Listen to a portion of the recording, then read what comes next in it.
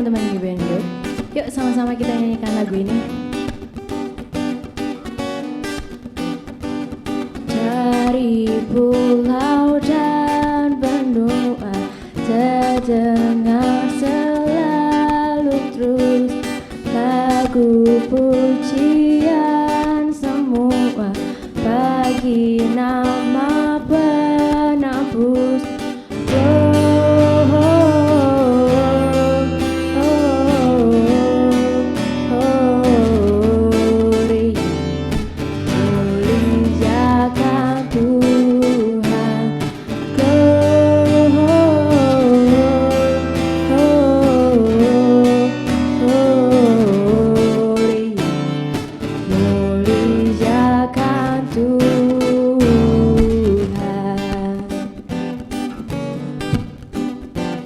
Tinggi-tinggi dalam surga, tentara Tuhan yang kudus, tak lelah bernyanyi juga di hadapan penebus.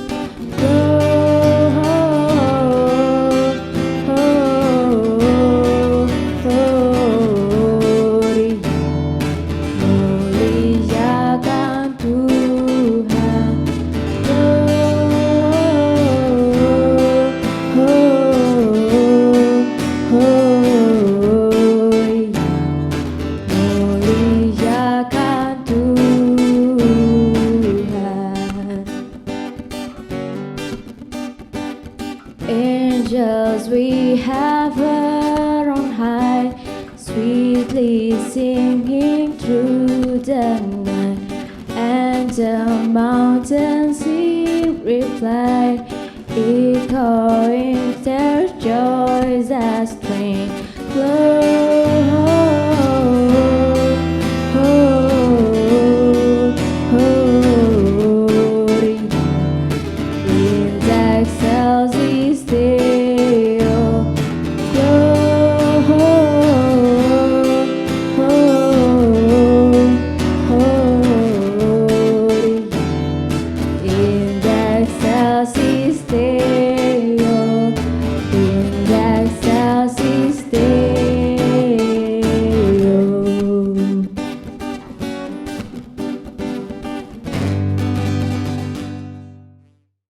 Halo teman-teman GBN Youth semuanya, happy Sunday. Wah, gak terasa loh kita sudah di bulan Desember. Wah, Christmas is coming. Gimana nih kabar kalian semua?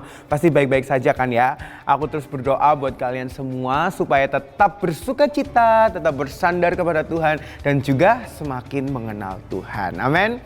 Nah, saya percaya bahwa melalui ini semua kita selalu diingatkan. Melalui apa yang terjadi dalam 1 tahun ini, kita mau tetap diingatkan untuk kita terus ada di dalam komunitas dan juga terus membaca firman Tuhan melalui daily devotional yang sudah dikirimkan oleh kakak-kakak pembina kalian masing-masing. Dan aku percaya kita melakukan semuanya ini bukan untuk mendapatkan keselamatan, bukan untuk mendapatkan perkenanan atau bukan mendapatkan sesuatu. Tetapi saya percaya kita melakukan semuanya ini, starting point-nya itu adalah karena kita sudah menerima apa yang sebenarnya kita nggak layak terima, yaitu kasih karunia Tuhan. Amin.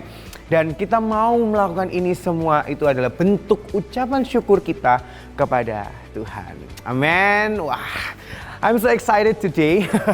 Dan karena hari ini kita mau mendengarkan firman, dan aku harap teman-teman bisa menenangkan hati teman-teman. Kita mau mendengarkan dengan fokus. Dan karena juga minggu lalu kita diingatkan kembali kan ya tentang kasih karunia Tuhan. Bahwa yang kita menerima itu bukan karena kebaikan kita, tapi semata-mata hanya oleh kemurahan Tuhan. Dan hari ini, kenapa saya sangat excited? Karena hari ini khotbah kita berjudul Sin and God's Authority. Nah, yuk sama-sama kita berdoa dulu yuk. Bapak, kami mengucap syukur Tuhan hari ini kalau kami punya kesempatan untuk beribadah, Tuhan mendengarkan firman-Mu. Bapak, ajar kami Tuhan untuk kami bisa fokus Tuhan, apapun yang device yang kami pakai Tuhan, mau handphone, mau laptop Tuhan, biarlah apapun yang kami pakai ini bisa berjalan dengan lancar Tuhan, koneksinya Tuhan, dan juga kalau ada notifikasi Tuhan, kami mau letakkan itu sebentar Tuhan, kami nggak mau fokus ke sana, tapi kami mau mendengarkan firman-Mu dengan baik Tuhan, karena kami percaya Tuhan, firman-Mu ini bisa menjadi pelita dalam hidup kami dan bisa mengencourage kami dalam perjalanan iman kami. Terima kasih Tuhan Yesus, terima kasih, kami sudah berdoa dalam ucap syukur, haleluya, amin. Nah, aku mau tanya nih ke kalian, pernah nggak sih kalian itu berkomunikasi sama orang yang bahasanya itu gak kalian mengerti? Ditambah lagi gak ada bahasa pemersatunya gitu. Jadi dua-duanya gak bisa nyambung gitu. Nah, karena kan biasanya at least gitu orang tuh bisa pakai bahasa Inggris yang saat ini menjadi bahasa pemersatu di seluruh bahasa di dunia. Tapi ini gak bisa dia. Pernah gak sih kalian ngalamin itu gitu?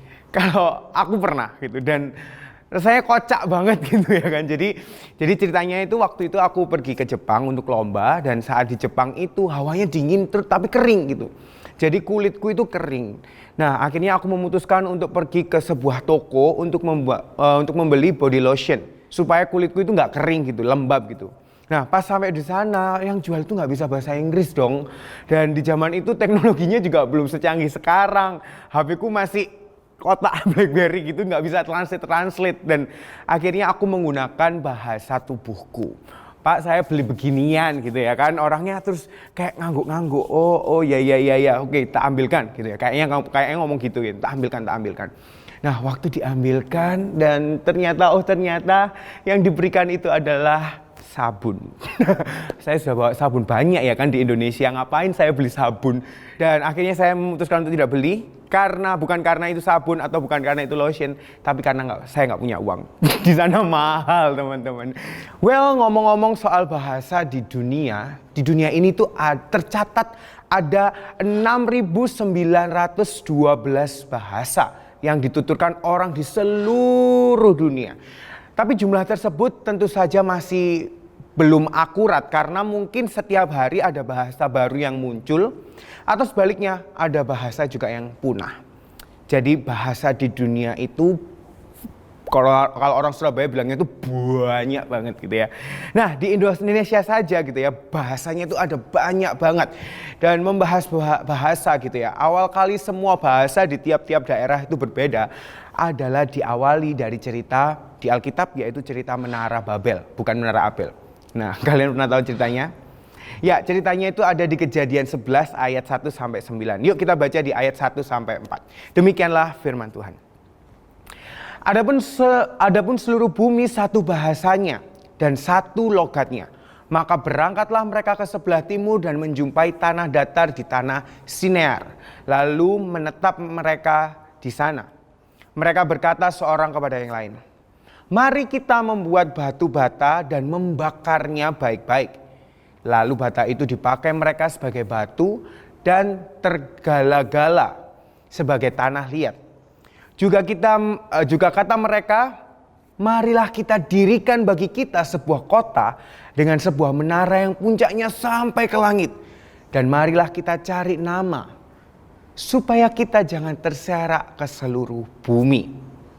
Wah, dari itu ayat 1 sampai 4 ya teman. Saya stop di sini, dan ceritanya adalah waktu itu manusia ada dalam satu bahasa dan satu logat. Sehingga memungkinkan sekali kalau manusia itu jadi mudah bekerja sama, mudah berkomunikasi dengan baik. Kita aja kalau berhubungan gitu ya, sama orang tua mungkin, sama teman, bahkan sama pacar gitu kan ya. Komunikasi itu jadi yang nomor 1 ya kan. Nah, tapi sayangnya kemudahan itu juga bisa menjadi sumber kejahatan mereka. Di mana mereka berusaha untuk membangun sebuah menara yang sampai mencapai langit gitu. Di terjemahan Indonesia versi mudah dibacanya itu dengan jelas mereka membangun kota dan menara itu dengan tujuan supaya nama mereka masyhur, alias dipuja-puja, diagung-agungkan, dan juga supaya mereka tidak bercerai-berai. Yuk kita lanjutkan. Ceritanya di ayat yang ke-5 sampai ayat yang ke-9. Demikianlah firman Tuhan. Lalu turunlah Tuhan untuk melihat kota dan menara yang didirikan oleh anak-anak manusia itu. Dan ia berfirman, "Mereka ini satu bangsa dengan satu bahasa untuk semuanya. Ini barulah permulaan usaha mereka. mulai dari sekarang apapun juga yang mereka rencanakan tidak ada yang tidak akan dapat terlaksana. Baiklah kita turun dan mengacau balokkan di sana bahasa mereka, sehingga mereka tidak mengerti lagi bahasa masing-masing.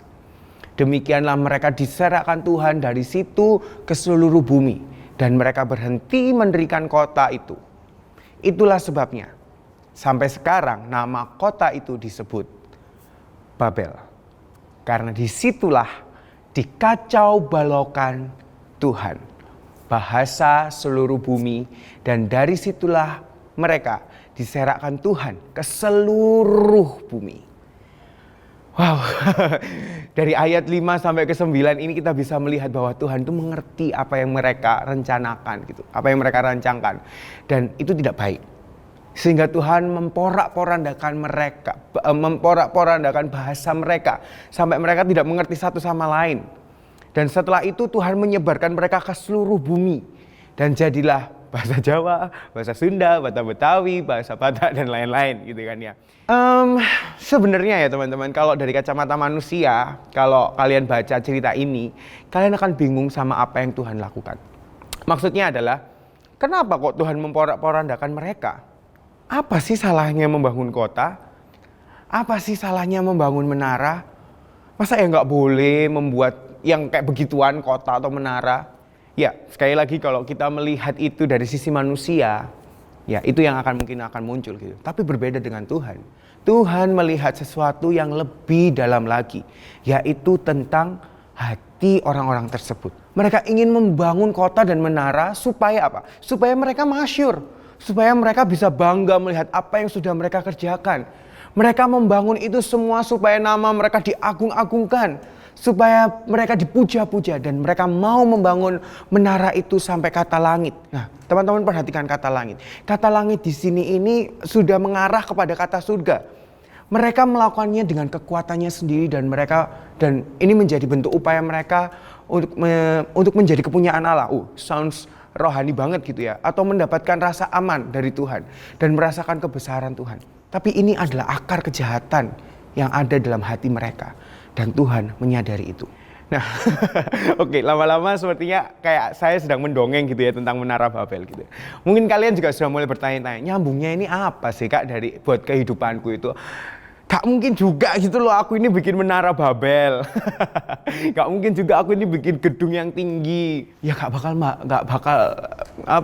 terjadi lah kalau aku bangun begituan gitu ya. Nah, kita mau sama-sama renungkan cerita Menara Babel ini. Saya percaya teman-teman, setiap cerita firman Tuhan itu menjadi encouragement bagi kita, dan pasti nyambung dengan kehidupan kita. Coba kalian perhatikan apa yang menjadi tujuan orang-orang tersebut membangun Menara Babel. Saya breakdown ya. Yang pertama, tujuan mereka adalah untuk mendapatkan perkenanan Tuhan dan kebaikan Tuhan dengan cara mereka sendiri. Itu yang pertama. Yang kedua, mereka ingin nama mereka diagung-agungkan, dipuja. Bukan lagi God will, tapi sudah menjadi I will. Bukankah kehidupan kita juga banyak melakukan sesuatu yang untuk mendapatkan sesuatu? Bahkan tak jarang kita stres saat kita gagal membuat orang lain membangga-banggakan kita. Juga menyalahkan diri kita karena kita tidak bisa mencapai ekspektasi-ekspektasi kita. Coba teman-teman refleksikan ini semua. Bila cerita di Menara Babel ini menjadi kaca yang mengekspos kita, mengekspos isi hati kita. Teman-teman, Tuhan telah menyadari dengan jelas bahwa hati manusia adalah hati yang penuh dosa. Tidak ada satupun hati yang murni. Semuanya itu sudah terkontaminasi dengan dosa. Perlu kita sadari bahwa kata sin itu huruf tengahnya adalah I, yang menunjukkan bahwa segala sesuatu itu harusnya pusatnya adalah saya, untuk kepentingan saya. Tapi teman-teman, itu adalah dosa. Sekarang coba kenali hatimu. Siapa yang menjadi pusat dalam hatimu? Dirimu sendiri atau Tuhan? Sebagai manusia memang kita sering memiliki rancangan untuk memiliki A, B, C, dan lain-lain. Nggak salah teman-teman saat kita memiliki rancangan seperti itu. Tapi biarlah kita mau belajar untuk dalam setiap rancangan itu bukan kehendakku yang jadi, tapi biarlah kehendak Tuhan yang jadi. Penyediaan Tuhan memiliki arti Tuhan tetap dan akan selalu turut bekerja untuk kebaikan kita semua yang dikasihinya. Di dalam Kolose 1 ayat 17 dikatakan, Ia adalah terlebih dahulu dari segala sesuatu dan segala sesuatu ada di dalam Dia. Ayat ini berarti bahwa dari masa lalu, masa kini sampai masa depan, Tuhan sudah merancangkan segala sesuatu yang baik untuk kita. Tuhan yang memerintah hidup kita, Dia yang berdaulat penuh atas hidup kita. Kita sendiri pun tidak bisa hidup tanpa campur tangan Tuhan. Terlebih dari itu semua, Dia adalah Tuhan yang personal bagi kita. Apa yang Tuhan lakukan kepada orang di cerita Babel itu bukan menghakimi, teman-teman. Tapi lebih daripada itu, Tuhan itu peduli dengan hidup mereka. Saat itu Tuhan ingin mengurangi penyebaran dosa dalam hidup mereka gitu. Dan dalam hidup kita banyak hal telah atau sedang kita bangun ya. Yang kita bangun kadang-kadang lebih mengarah kepada menunjukkan identitas kita itu siapa gitu. Apa yang menjadi kesenangan kita. Sehingga hal inilah yang menjadikan kita menjadi pusat dari segala sesuatu. Once kita ditempa sesuatu yang tidak enak, kita akan marah. Dan ini mengindikasikan adalah penyembahan berhala. Tetapi Tuhan mau kita menemukan kepuasannya hanya di dalam Dia. Teman-teman, memang saya pribadi gitu ya, sebagai manusia itu selalu berpikir bahwa apa yang saya pikirkan, apa yang saya rencanakan tentang hidup saya itu yang terbaik. Apa yang saya mau, apa yang saya cita-citakan tentang hidup saya, itu menurut saya, kalau yang saya pikirkan sendiri, itu menurut saya itu yang terbaik. Gitu. Tapi teman-teman, dari cerita ini pun saya belajar gitu, bahwa hidupku bukan tentang aku.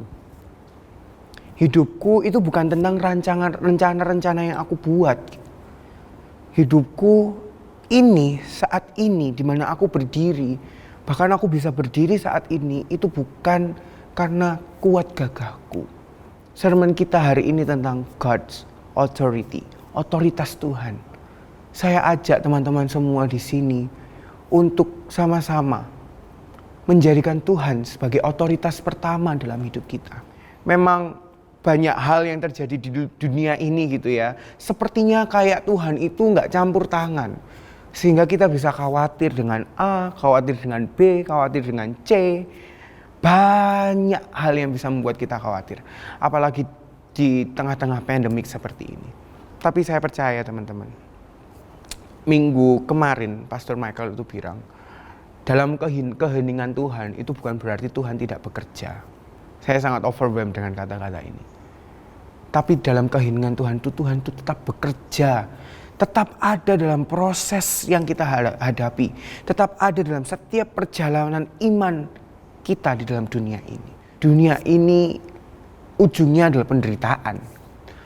Dunia ini penuh dengan kesusahan. Tetapi saat kita melihat kebaikan Tuhan. Tetapi saat kita merenungkan kalau Tuhan itu sudah mati di atas kayu salib buat kita. Biarlah kita nggak lagi fokus kepada kesusahan atau penderitaan yang sedang dunia tawarkan. Tetapi kita bisa bersuka cita. Karena masalah terbesar kita, dosa, itu telah dikalahkan di atas kayu salib. Yesus telah menebus setiap hidup kita semua. Itu adalah amazing. Itu adalah bukti bahwa Tuhan itu berotoritas atas hidup kita. Bukan lagi kita yang berpikir bagaimana masa depan kita. Bukan lagi kita berpikir bagaimana supaya kita bebas dari dosa. Tetapi biarlah kita selalu mengatakan Injil ke dalam hati kita. Kita mengatakan Injil dalam hidup kita supaya apa? Supaya dalam setiap langkah yang kita ambil, kita tidak melangkah dengan kekuatan kita. Kita tidak melangkah dengan membangunkan menara-menara supaya kita mendapatkan sesuatu apa yang kita inginkan. Tetapi dalam perjalanan iman kita, saat kita melihat kepada Injil Yesus Kristus, kita berjalan dengan penuh damai sejahtera. Kita berjalan dengan kepastian.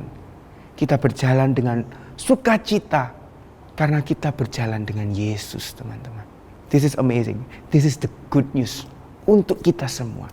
Buat teman-teman yang sedang ada dalam kondisi tidak baik atau dalam kondisi yang kesusahan, lebih baik kita stop untuk menggunakan kekuatan kita sendiri. Lebih baik kita stop untuk menggunakan mungkin kepintaran kita mungkin kegantengan kita atau kecantikan kita, untuk kita mendapatkan sesuatu, untuk kita berusaha untuk menyelamatkan kita dari kesusahan. It never works. Itu gak akan pernah berhasil, teman-teman. Tetapi dalam hal terburuk, dalam kegelapan lembah yang gelap yang teman-teman hadapi, tetaplah memandang kepada Kristus. Sound klise ya, tapi sungguhan teman-teman. Tetaplah memandang kepada Kristus. Dialah yang bisa mengisi kekosongan hati teman-teman. Dialah yang bisa memberikan kepuasan. Dialah yang berotoritas. Dialah yang memeluk teman-teman, menggandeng teman-teman dalam setiap perjalanan iman teman-teman. Nah teman-teman, kalau kita lihat di cerita Menara Babel itu, semua bahasa diporak-porandakan, semua mereka disebar gitu ya. Tapi ada yang amazing gitu ya. Di Wahyu 7 ayat 9-10 aku bacakan. Kemudian daripada itu aku melihat sesungguhnya suatu kumpulan besar orang banyak yang tidak dapat terhitung banyaknya, dari segala bangsa dan suku dan kaum dan bahasa, berdiri di hadapan tahta dan di hadapan Anak Domba, memakai jubah putih dan memegang daun-daun palem di tangan mereka. Ini yang menarik. Dan dengan suara nyaring mereka berseru, keselamatan bagi Allah kami yang duduk di atas tahta dan bagi Anak Domba. Wow, ini adalah visionnya Yohanes waktu itu, di mana mungkin kita melihat gitu ya, mereka dari semuanya itu disebar di seluruh bumi waktu di cerita Menara Babel.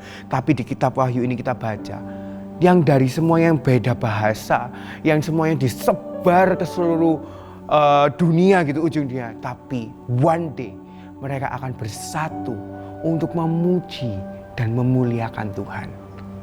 Wow, ini kalau bukan rancangannya Tuhan, kita nggak kepikirkan ya sampai ke situ ya. Ini adalah bukti bahwa rancangan Tuhan itu adalah rancangan yang penuh dengan damai sejahtera, bukan rancangan kecelakaan. Biarlah sharing kita hari ini, sermon kita hari ini bisa mengencourage kita bahwa rancangan Tuhan itu yang terbaik. Rancangan Tuhan itu kadang nggak kalau bahasa Indonesia, kalau bahasa Jawanya itu kita nggak nyocok gitu ya, kita nggak nyampe di sana gitu loh. Tapi Dia tahu yang terbaik lebih daripada kita tahu tentang diri kita. Amin teman-teman, mari sama-sama kita berdoa. Bapa yang baik, terima kasih Tuhan untuk penyediaan yang telah Engkau berikan dalam hidup kami Tuhan. Terima kasih Tuhan karena Engkau mengasihi kami Tuhan. Terima kasih Tuhan kalau Engkau menganugerahkan hal yang mungkin gak layak kami terima Tuhan. Tapi kami bisa menerima itu bukan dengan kuat gagah kami.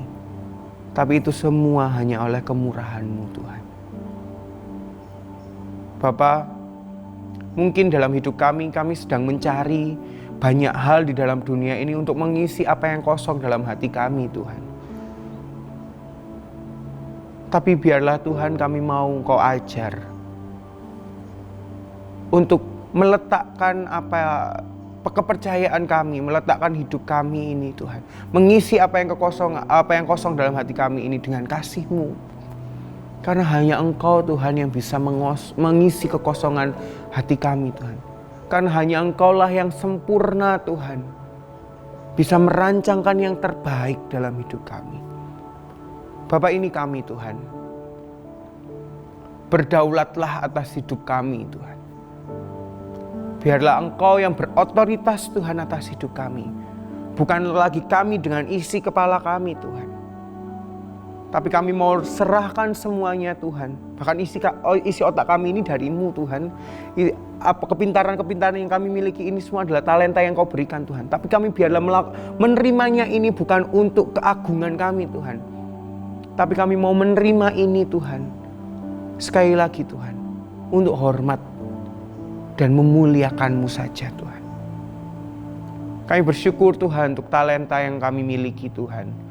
Kami bersyukur untuk pemberian-pemberian yang telah Kau miliki Tuhan. Tapi biarlah ini semua Tuhan, hanya untuk memuliakan nama-Mu Tuhan. Bukan menjadi kesombongan kami, bukan yang membuat kami lebih percaya diri atau bagaimana Tuhan. Tapi biarlah ini semua bisa menjadi alat untuk kami bisa memuliakan nama-Mu. Dan di endingnya, di akhirnya Tuhan, melalui pemakaian-Mu yang luar biasa dalam hidup kami bisa memperkenalkan Injil ke banyak orang. Kami bisa menjadi garam dan terang-Mu dimanapun kami berada Tuhan. Terima kasih Tuhan Yesus, terima kasih. Terima kasih untuk firman yang telah kami baca tentang Menara Babel. Terima kasih Tuhan, biarlah melalui cerita ini Tuhan kami bisa merefleksikan kepada diri kami Tuhan. Dan kami bisa tetap tinggal diam di dalam kedaulatan-Mu Tuhan. Penyertaan-Mu sempurna atas hidup kami. Terima kasih Tuhan Yesus, terima kasih. Hanya di dalam nama Tuhan Yesus kami berdoa. Amin. Terima kasih teman-teman telah mengikuti ibadah ini dari awal hingga akhir. Sudah mendengarkan firman-Nya juga dari awal sampai akhir. Bagi teman-teman yang mungkin mau menyampaikan prayer request, teman-teman bisa scan barcode yang ada atau mengakses link yang ada juga gitu ya. Dan kami akan mendoakan teman-teman apapun struggle yang mungkin teman-teman hadapi. Yuk kita jalan melalui perjalanan iman ini bersama-sama. Amin teman-teman. Happy Sunday. Happy Sunday and have a blessed day. Bye-bye.